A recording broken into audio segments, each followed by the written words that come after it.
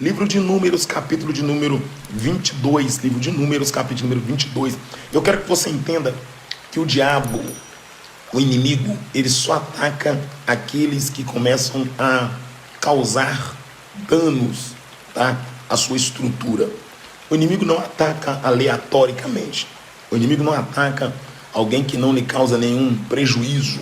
Povo de Alto Taquari, meu abraço, em nome de Jesus Cristo, tá bom? Amada, Alto Taquari, um abraço, em nome de Jesus Cristo, glória a Deus, tá? Então, o inimigo, ele não ataca quem não está produzindo ou produtivo. Para que o inimigo possa atacar, seja atacar com armas físicas, ou seja atacar com verbalizações, uma das coisas que o inimigo faz é observar o gráfico espiritual da pessoa. Quem tem um gráfico espiritual muito baixo, o inimigo não vai atacar, porque essa pessoa já é vulnerável, já está no centro do fracasso espiritual e não lhe causa nenhum medo. A verdade é essa. Mas quando a pessoa está empenhada, está numa missão, está num propósito, os ataques serão maiores, as guerras serão maiores. E muito mais intensa é a batalha quando você consegue romper um cativeiro e começar a adentrar nos lugares que Deus, o Senhor, te prometeu. Então guarde isso. Quando você rompe um cativeiro pela fé, pela obediência na palavra do Senhor, e começa a adentrar nos lugares onde Deus lhe prometeu, as investidas do inimigo serão imensas contra a tua vida. Guarde isso. Mas maior é o que está contigo que aquele que está no mundo. Verso de número 1 do capítulo de número 22 do livro de Números. Números, está escrito assim: depois partiram os filhos de Israel e acamparam-se nas campinas de Moabe, desde a banda do Jordão de Jericó. Os filhos de Israel, quando saíram do Egito, eles acamparam nesta região de Moabe, desde as campinas do Jordão até Jericó. E olha o que a Bíblia vai dizer: viu, pois, Balaque, filho de Zippor, tudo o que Israel fizera aos amorreus. Balaque já tinha visto o que Israel tinha feito aos amorreus, como Deus tinha sido com Israel, e como Israel tinha atropelado o adversário. E por este motivo, um espanto, um pavor virá sobre os inimigos de Israel. Eu quero que você entenda que essa investida do inimigo contra a tua vida é porque ele percebeu que Deus está te dando força para romper os limites e alcançar territórios que antes você não alcançara. Guarde isso. O fato das suas tendas estarem sendo alargadas, o fato das lonas estarem sendo abertas e o fato da expansão alcançar a tua vida faz com que o inimigo comece a investir com mais veemência contra ti. Guarde isso, guarde isso. Vem comigo, por favor. E Moabe temeu muito, verso 3 do capítulo 22 do livro de Números. E Moabe temeu muito diante desse povo, porque era muito. E Moabe andava angustiado por causa dos filhos de Israel. A presença dos filhos de Israel, próximo da banda do Jordão, perto de Jericó, fez com que Moabe andasse perturbado. E a Bíblia diz que havia angústia em Moabe, porque o povo era muito. Tem alguém que está angustiado porque você está chegando. Aleluia, aleluia. Deixa eu repetir. Tem alguém que está angustiado porque você está chegando. Porque Deus está reconstruindo a sua história, restituindo. Porque Deus está cumprindo aquilo que Ele prometeu. Tem alguém que está preocupado, está angustiado, porque achou que você viveria eternamente dentro do cativeiro. Tem alguém que está angustiado porque entendeu, achou que você ficaria o resto da sua vida amassando barro e fazendo tijolo no Egito, debaixo do chicote de Faraó, sendo oprimido. Só que Deus quebrou os grilhões e as algemas, e agora você está avançando, e este seu avançar está criando perturbação nas pessoas, porque a sua chegada é um sinal de que a terra que estava ocupada será desocupada para você ocupá-la. Deixa eu repetir para você entender. A sua chegada é um sinal de que a terra que estava ocupada será desocupada para você ocupá-la. E é isso mesmo. É isso que acontecia. Onde Israel passava, a terra era desocupada e Israel tomava posse da terra que estava ocupada. ela era desocupada para que Israel pudesse tomar posse. Os ocupantes da terra tinham que sair para Israel entrar. E tem muita gente que entendeu que estava esquentando o banco para você sentar. Estava ocupando, reservando a sua vaga, cuidando do lugar que era seu. Lembra quando Davi surge? Davi surge para tomar posse da cadeira que era de Saul. Saul ocupou a cadeira enquanto Davi não chegava. Lembra quando Isaac nasce? O nascimento de Isaac é um sinal de alerta que Esaú vai perder, que Ismael vai perder a posição. O nascimento de Isaac é um sinal que Ismael vai perder a posição. E o que Deus quer que você entenda, que parece que a vaga está ocupada, mas na verdade não está ocupada. Tem alguém cuidando daquilo que é para você tomar posse. É isso mesmo. Tem alguém tomando conta daquilo que é para você tomar posse. E é isso que está acontecendo aqui. O inimigo percebeu isso na chegada do povo de Deus. E a Bíblia diz no verso 3 do capítulo 22 do livro de Números que Moabe temeu muito diante desse povo, porque era muito. E Moabe andava angustiado por causa dos filhos de Israel. Moabe começou a temer porque o povo era muito. E a Bíblia diz que ele começou a andar angustiado por causa da presença do povo de Deus. E onde é que o povo estava? O povo estava subindo depois de ter arrasado com os amorreus. Agora o povo está entre o Jordão e Jericó. E a Bíblia diz que essa notícia, ao chegar ao coração de Moabe, faz com que Moabe comece a temer. Tem alguém com medo porque você está chegando. Tem alguém com medo porque Deus está te levantando. E eu acordei, levantei da cama para levar minha filha na escola com um salmo de número 126 que diz: quando o Senhor restaurou a sorte de Sião, nós ficamos como os que sonham. Então a nossa boca se encheu de riso e a nossa língua se encheu de cânticos, e entre as nações se diziam: grandes coisas fez o Senhor por eles, e com efeito grandes coisas fez o Senhor por nós.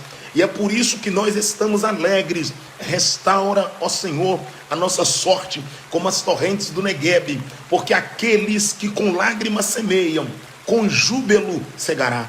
Aquele que sai andando e chorando, ao levar a preciosa semente, voltará com alegria, trazendo os seus molhos. Deus dizendo: vai ter resultado. Deus dizendo: vai ter resultado. A perseguição intensificou, as lutas aumentaram, os inimigos multiplicaram, mas terá resultado. A sua semeadura vai frutificar e o nome de Deus será glorificado. A notícia será espalhada de que Deus, o Senhor, está largando a tua tenda para a glória do nome dele. Vem comigo, por favor. Verso de número 3. Verso de número 3 do capítulo 22 diz assim: e Moabe temeu muito. Moabe temeu muito diante desse povo, porque era muito. E Moabe andava angustiado por causa dos filhos de Israel. Angustiado. A alma de Moabe estava angustiado por causa de quem? Por causa dos filhos de Israel. Tem gente que está angustiado porque achou que era o seu fim e você está de pé. Deixa eu repetir. Tem gente que está angustiado porque achou que era o teu fim e você está de pé. Tem gente que está angustiado porque achou que a sua felicidade estava nas coisas da terra.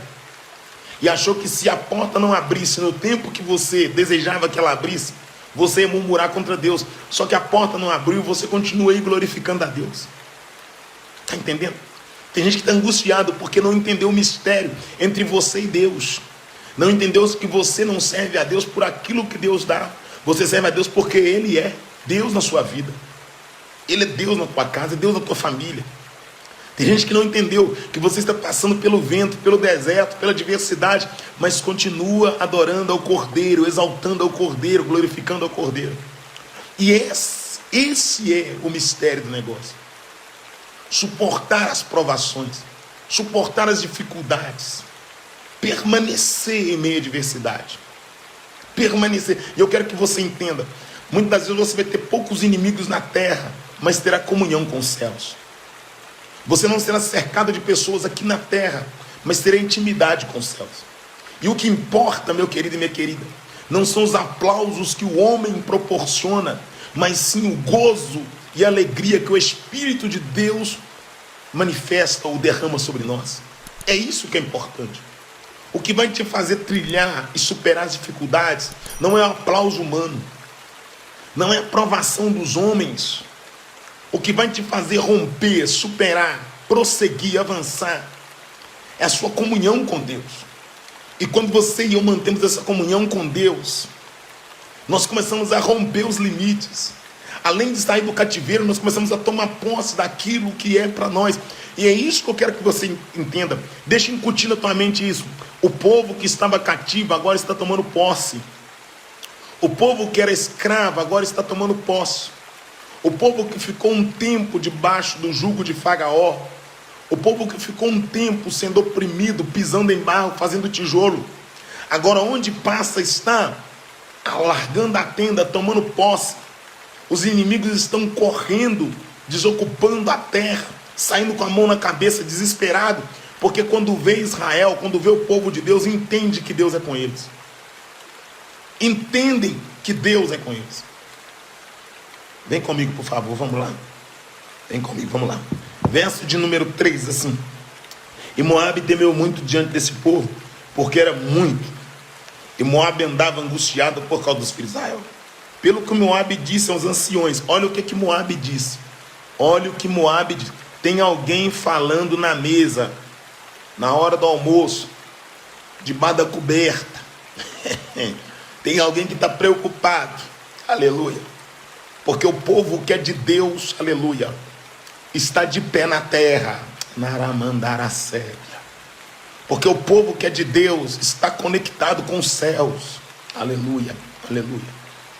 Porque o povo que é de Deus está andando na terra triunfante.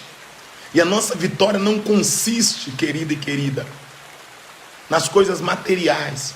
A nossa vitória consiste na convicção que temos que subiremos com o Senhor para a eternidade.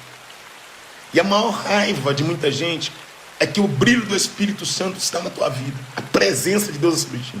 E essa presença de Deus sobre a tua vida é o diferencial.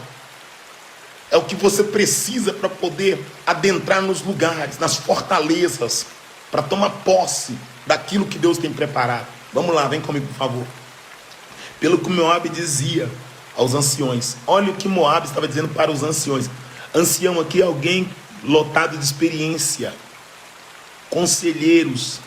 Alguém que tem experiência de vida. Olha o que Moabe vai dizer. Observe o que Moabe vai dizer. Pelo que Moabe dizia aos anciões dos midianitas.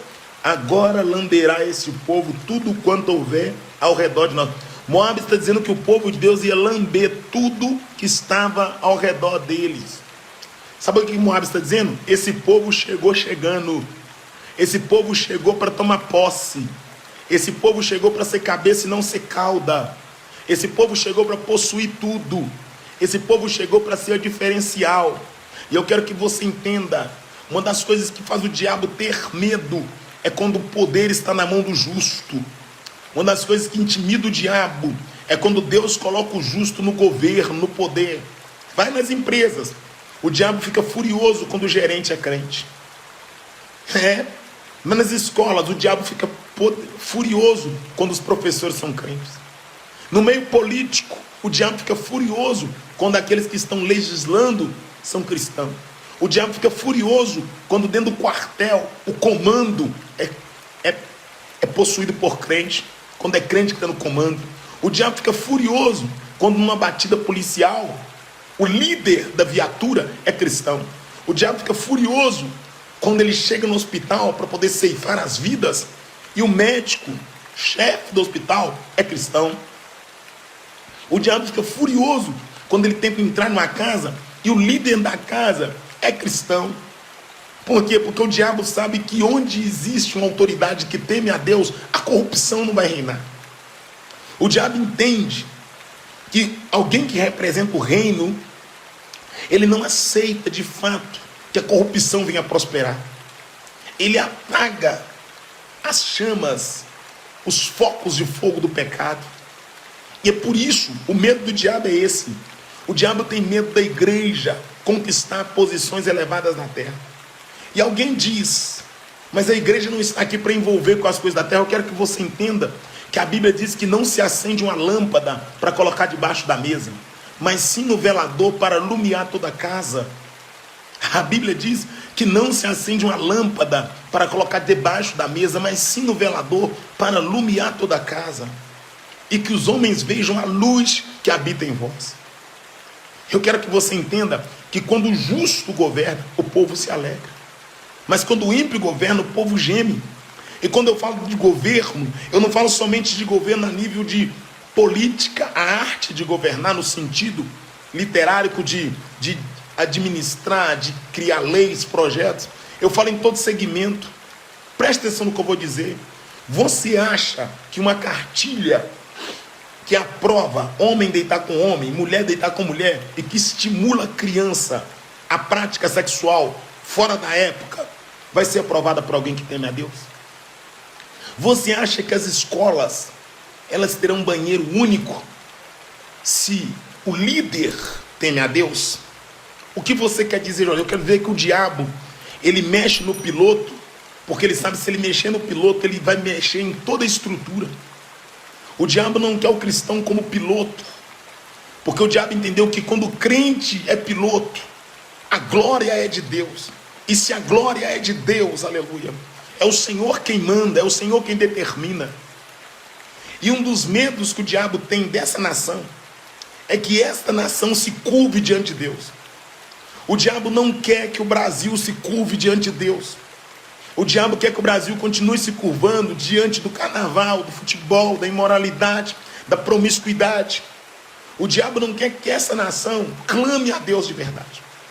O diabo quer que o evangelho da prosperidade permaneça. O evangelho da facilidade permaneça. O diabo quer que o modismo continue. O diabo não quer que essa igreja de Cristo volte os olhos para a palavra. O diabo não quer que a igreja de Cristo leia a palavra e tenha a palavra como a verdade absoluta e absorva essa palavra como livro de fé, regra e prática. O diabo quer que a igreja de Cristo cresça desordenadamente, insubmissa, sem sujeitar autoridade, sem ter autoridade temente a Deus, sem ter autoridades na terra temente a Deus. Isso é o que o diabo quer. Só que eu quero que você entenda, Deus, o Senhor, está derramando vinho novo. Há uma glória sobre nós, há uma presença sobre nós. Uma nuvem de glória está envolvendo essa nação. Uma nuvem de glória está envolvendo a igreja brasileira. Um verdadeiro e genuíno avivamento está para brotar em qualquer instante. Um verdadeiro poder está para ser derramado sobre nós a qualquer instante. Os céus estão atentos ao clamor do povo de Deus na face da terra. E especificamente nesta nação. Eu acredito que Deus tem algo grande para fazer por intermédio desta nação. E é por isso que as nações ao redor, e que os povos ao redor, e que o ímpio está preocupado. Porque a igreja de Deus, ela está se posicionando na Aramandaraçai. A igreja de Deus está se posicionando. Ela está se posicionando mediante a promessa que Deus, o Senhor, tem feito. Verso de número 4. Pelo que Moabe disse aos anciões dos midianitas: agora lamberá esta congregação tudo quanto houver ao redor de nós, como o boi lambe a erva do campo. Naquele tempo, Balaque, filho de Zipa, era rei dos Moabitas. Moabe disse: esse povo vai lamber tudo, esse povo vai limpar tudo. Onde esse povo chega tomando posse.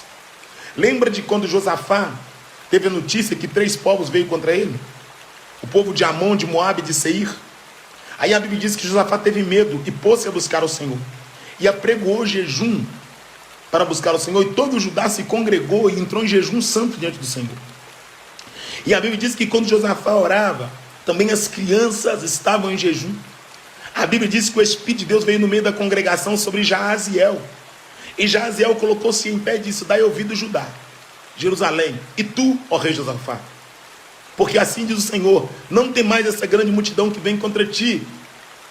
Eis que eles sobem pela lareira de Zin, se encontrar-no-eis no fim do vale, em frente do deserto de Jeruel. E nesta peleja não tereis que pelejar. Ficai parado e vede o livramento que o Senhor vos dará. Mas vocês lembram da oração que Josafá fez? A oração de Josafá foi a seguinte: Senhor Deus, porventura, não és tu Deus nos céus e na terra? Porventura não foi o Senhor que deu essa terra a Abraão, a descendência de Abraão, teu amigo, e não os fizeste habitar nela? Agora os povos de Amon, de Moabe e de Seir, cujo Senhor não permitiu que destruíssemos quando vimos da terra do Egito, eis que eles nos dão o pago, vindo nos lançar fora da herdade que o Senhor nos deu. Senhor, em nós não há força contra esta grande multidão, porém os nossos olhos estão postos em ti. Foi isso que Josafá orou. Ele lembrou a Deus que Deus não permitiu que eles destruíssem aqueles 3 povos, e agora aqueles povos que eles não destruíram estão vindo contra eles. E eles dizem da seguinte maneira: Senhor, nós não temos força, porém os nossos olhos estão postos em ti. E o que Deus quer é isso. Deus quer que você e eu reconheçamos que não temos força, mas como uma criança olha para o pai e espera do pai uma ação para livrá-lo, nós também precisamos olhar para Deus e esperar de Deus o livramento. Nós temos que crer que é Deus que vai nos livrar. Um ótimo dia para você, um dia de vitória para tua casa, um dia de bênção para tua família. Que Deus em Cristo Jesus te abençoe.